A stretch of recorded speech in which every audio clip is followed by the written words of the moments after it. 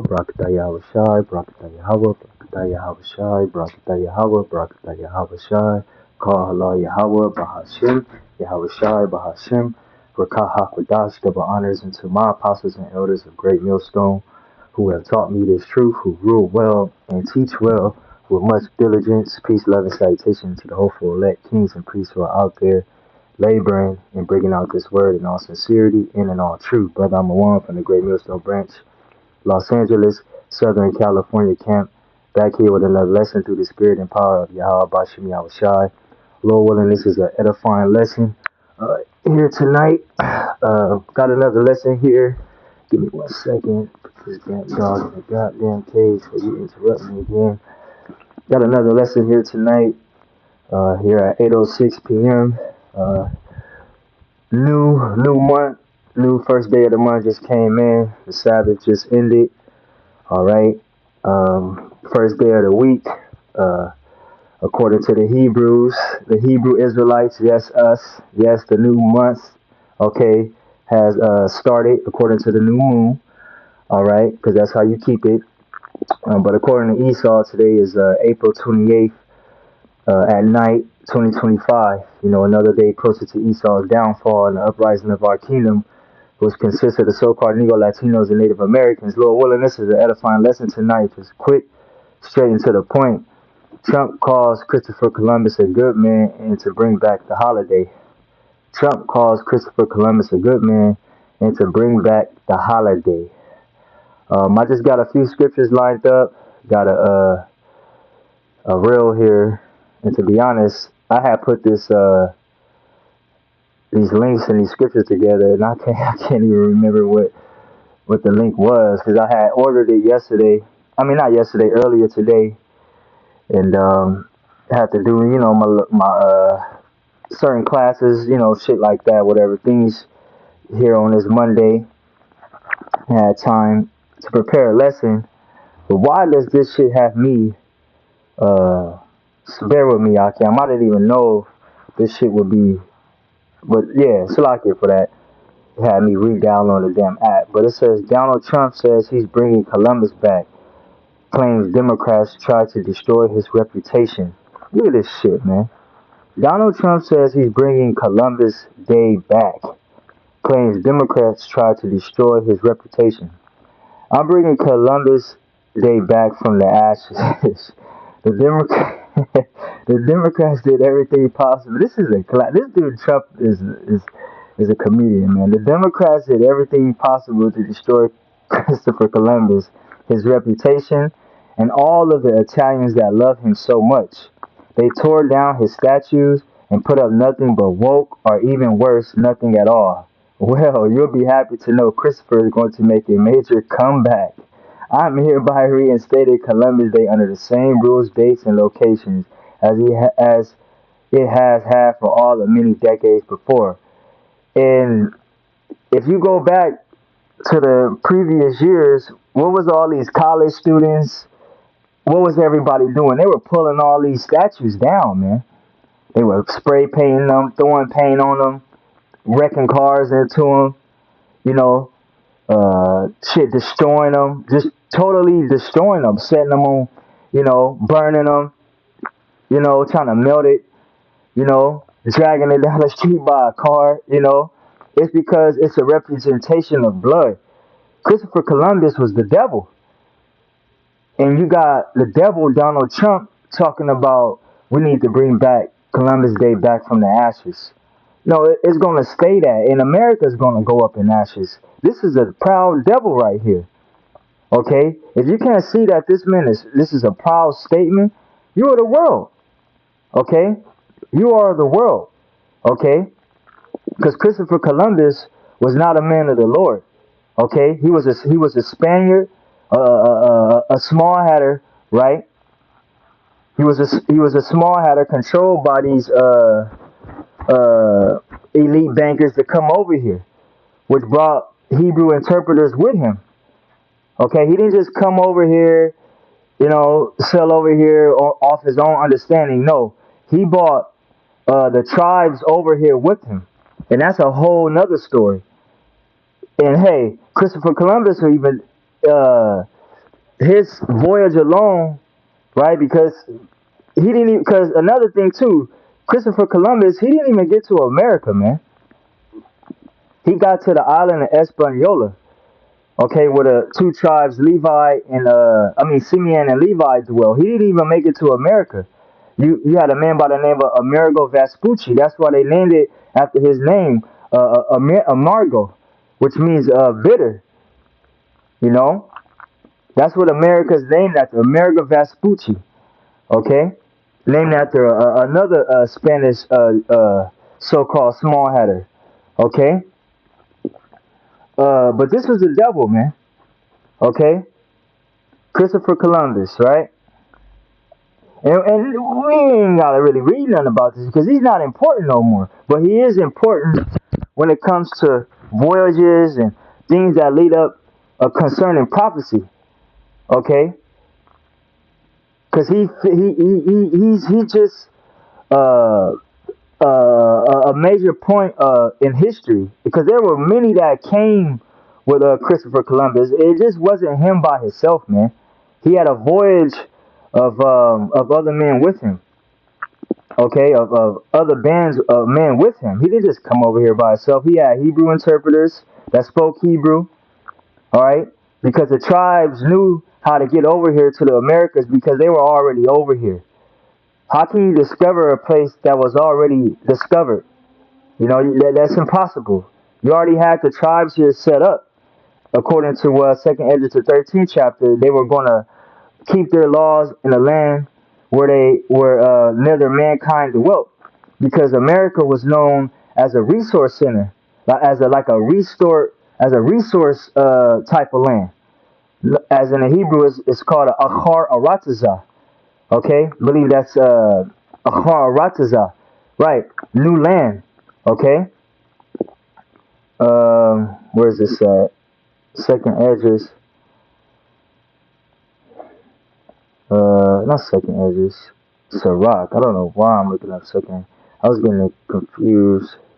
Yeah, this is Ecclesiasticus. I'm over here looking for Sirach, but I keep seeing Ecclesiasticus, knowing it's the same thing. But this is Sirach, or you could say Ecclesiasticus chapter 41, verse 7. Let's get it in the reader's view. Ecclesiasticus chapter 41, verse 7. The children will complain of an ungodly father, because they shall be reproached for his sake. Matter of fact, let me see something real quick. Let me start up a bit. Sirach 41, or Ecclesiasticus chapter 41, verse 5. The children of sinners are abominable children, and they that are comforted in the dwelling of the ungodly. The children of sinners are abominable children. The children of sinners, Esau, Edom. Christopher Columbus comes from the sea line of Edom. Okay, he's a children of devils, man.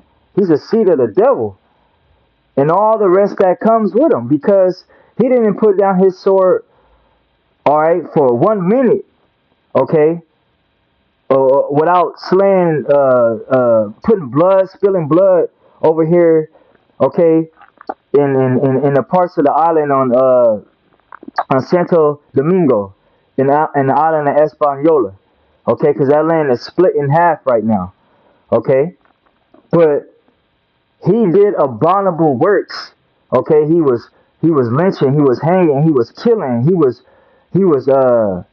changing Jake from their customs, taking away their natural, their rightful identity, and making them Christians.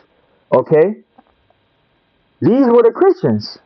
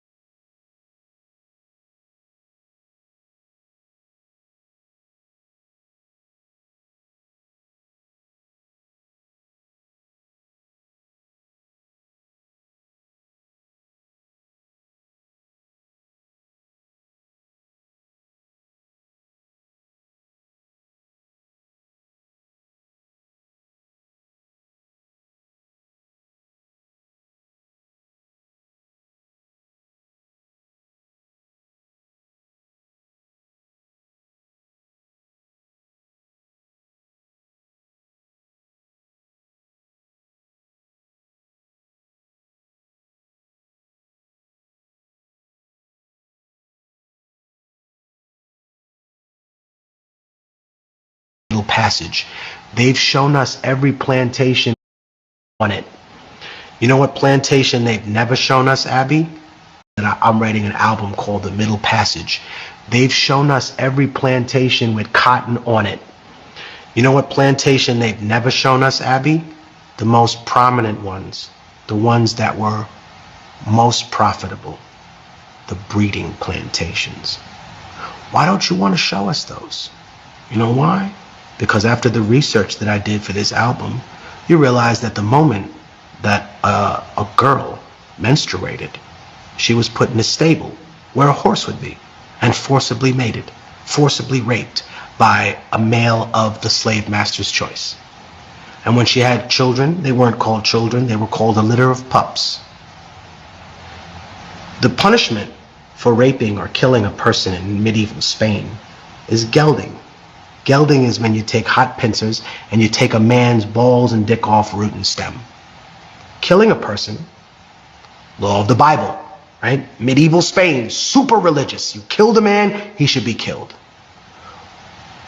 Why were indigenous and black people categorized as subhuman?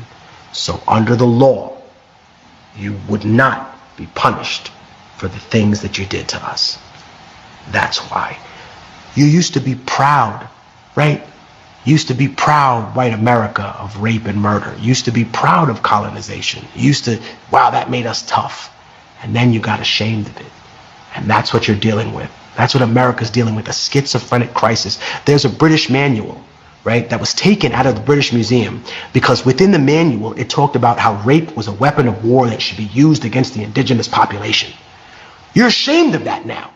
You're ashamed, right? Who was Christopher Columbus?